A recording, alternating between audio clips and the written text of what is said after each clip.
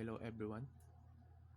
Bago tayo magpatuloy sa mga iba pa nating video na experiments and testing circuits, pag-aralan muna natin kung ano ibig sabihin nitong resistor na to.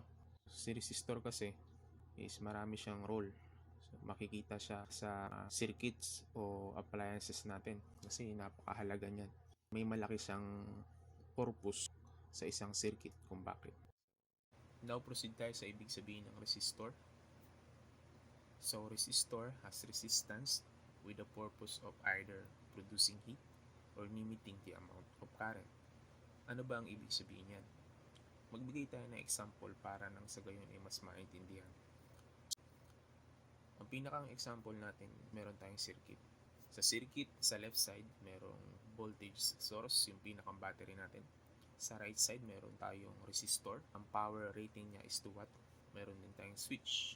Ang role ng switch is to on and off.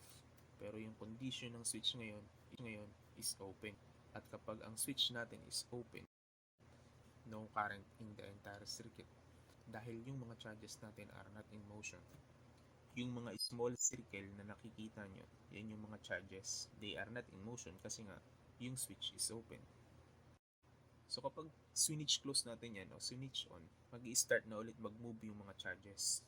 At kapag nag-move na yung mga charge, tinatawag yung electric current or current because charges are now in motion. So habang nagfo-flow yung mga charges, mapapansin nyo si resistor react yan. At kapag kaganon,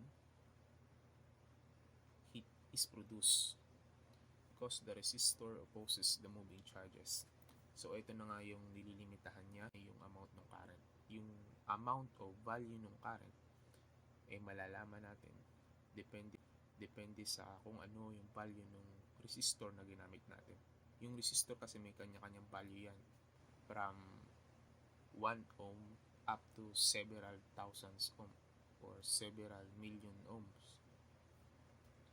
So, paano mo malalaman yun kung ano yung value ng resistor? Pwedeng nakaprint siya kung ano yung value ng resistor. Depende yun kung anong klase ng resistor. Maraming klase ng resistor. Pero ang pinakang common na resistor ay yung carbon resistor, na kung saan yun yung may mga kulay. Yung kulay dyan ng resistor, hindi yan basta nilagay lang na kulay dyan. May ibig sabihin yan at sa bawat kulay, may kanya-kanyang value. So merong color coding at computation na ginagamit dyan para makuha mo kung ano yung value ng resistor. Sa susunod, pag-aaralan natin yan. Pero sa ngayon, yung basic lang muna ng resistor. Yung 2 watt naman, yan yung mismong power niya. Yan yung pinakang heat. Kaya nga sabi, heat is evidence that power is used. Kasi once na dumaan yung current sa resistor o yung mga charges sa resistor, iinit yung resistor. Kasi kapag nag-exceed siya sa 2 watt, masisira yung resistor natin. So, kailangan below dun sa max power o dun sa 2 watt.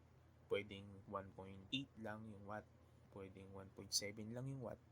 Basta hindi siya i-exceed sa 2 watt para hindi masira. So, that's it.